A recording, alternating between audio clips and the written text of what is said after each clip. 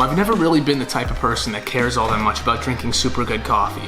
I've always drank out of one of these things right here, the Keurig machine, but a couple of weeks ago I bought a French press and it is a game changer. The coffee is 100 times better than anything that comes out of a Keurig, and I highly, highly recommend it.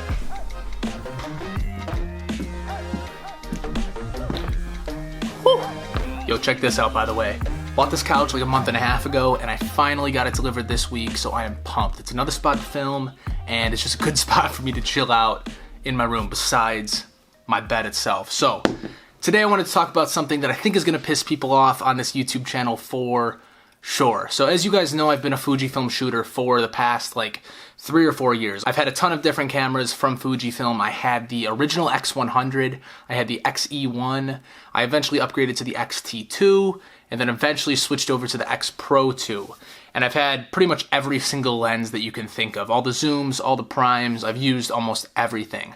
But over the past couple of weeks, I've been kind of getting a little bit bored. I've been shooting with it forever, and the one thing that's always been in the back of my mind is that I've never actually had a full frame camera. I've literally never had one. I've been doing photography for like 5 years now, and quite frankly, I've become very curious to know what it's like using a full frame camera. And so I have purchased this, the Sony A7 III, and I know that I'm gonna get a ton of hate for this, but it's been really cool to use it over the past couple of weeks. I bought this and I have been putting it through its paces for sure. I've shot a couple of landscapes. The photos from my video last week that you saw were all shot with this camera.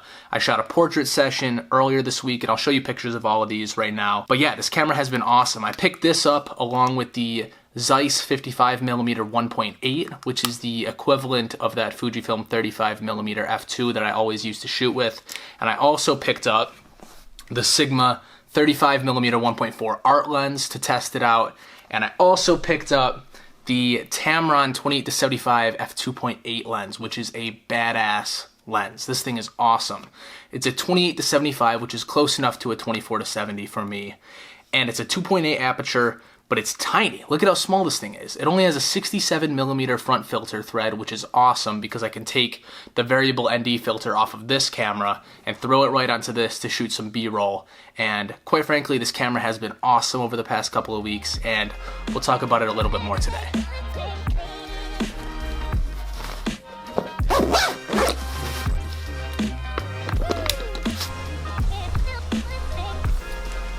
So if you're into photography at all, I'm sure you've gone online and read a million different threads talking about how full frame cameras are the only way to go, the image quality is 100 times better on full frame cameras, yada yada yada, the whole 9 yards.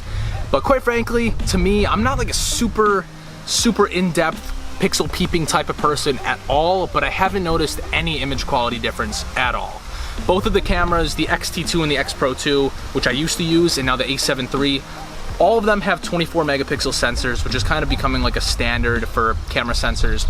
But I haven't noticed any image quality difference whatsoever. The resolution is the exact same. I can't tell any difference in terms of dynamic range, and I never really push my ISO anywhere past like 2000. So from like a low light sensitivity standpoint, I haven't noticed much of a difference there either. The one thing that I would say I have noticed a difference with is depth of field. The depth of field on the Sony camera is considerably shallower. Number one, because the sensor is larger, but also because I have faster lenses for this camera than I did for my Fujifilm. I always use the 35mm f2 lens on the Fujifilm camera, which is obviously it's an f2.0 aperture. And with this camera, I've been using the 35mm f1.4 and the 55mm f1.8, which are both faster lenses. So the larger sensor and faster lenses, obviously the depth of field is going to be shallower. But besides that, there has been no image quality difference whatsoever. The one thing that I would say there's a huge difference with on the Fujifilm cameras versus the Sony camera is the ergonomics and the menu system. Oh my god, the Sony menu system is brutal. I'm trying to get used to it, and I've gotten much better at it. Let me adjust my exposure really quick because I am way too dark. There we go.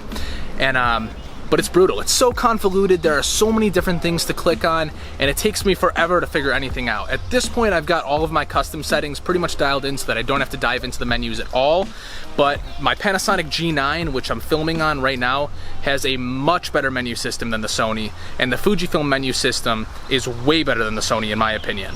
The Sony's probably a little bit more customizable, which people might like, but it is extremely convoluted to get anything figured out.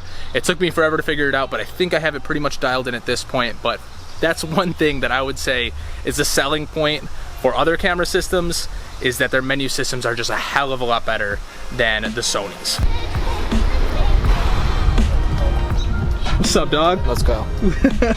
Nick and I are headed downtown right now to grab some lunch and also take some photos. But the one thing I mentioned and didn't really talk about is the ergonomics. So with Fujifilm, I love the ergonomics of those cameras. All of the external dials and all of that stuff is awesome. Whereas with the Sony, everything is just like an electronic dial. So there's no like dedicated ISO or dedicated shutter speed dial.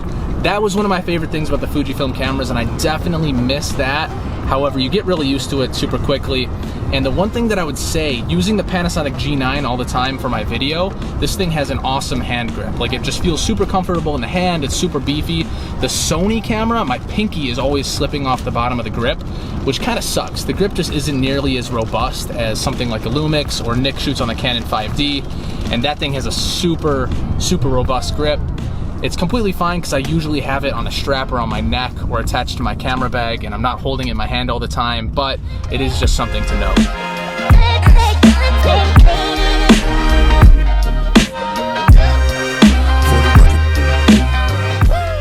Just made it downtown. We're gonna snag some quick lunch at Lloyd's real quick, and then we're gonna get some photography in.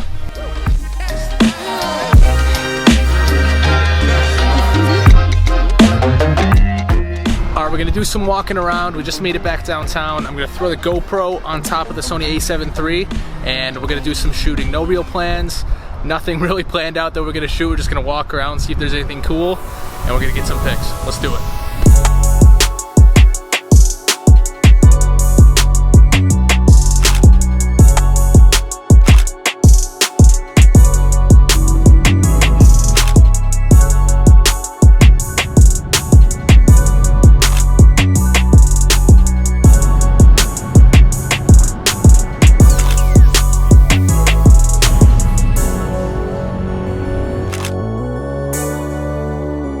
Here, look at me with the camera.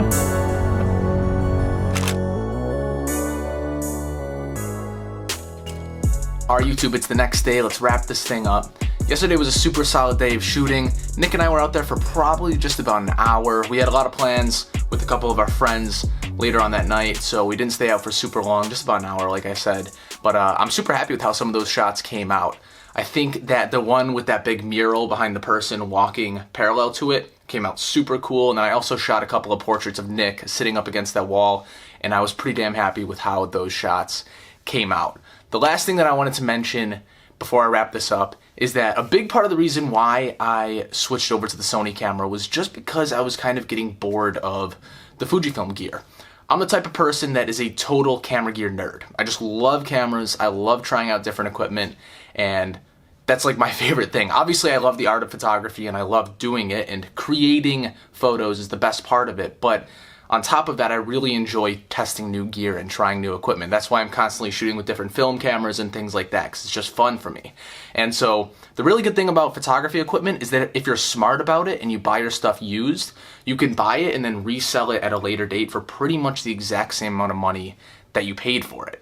And so right now I'm shooting on the Sony camera, but I could very well switch in the next couple of months to something else. I don't really hold any brand loyalty to a single brand. I love all sorts of different cameras, and I've shot with pretty much everything. I haven't owned everything, but I've shot my friends' cameras who shoot Nikon, Canon, Sony, Panasonic, the whole 9 yards. I've shot pretty much everything.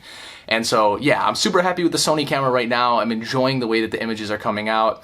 But in the next couple of months, who knows, I could very well switch to something else. But anyways, I have a whole bunch of videos and a whole bunch of shoots planned for the next couple of weeks. I actually have a portrait session tomorrow downtown, which should be really cool. I'm gonna film all of it and post a video about it. And actually at the end of this week, I'm flying out to California. I'm going to San Francisco and Yosemite National Park to do potentially some street photography in San Francisco, but definitely some landscapes in Yosemite, and that is going to be awesome. But anyways, if you enjoyed the video, please give it a thumbs up, and if you want to see more content from me, especially the stuff that's coming up in the next couple of weeks with my portrait sessions in Yosemite, definitely hit that subscribe button and stay tuned, and I'll see you guys in the next video. Peace.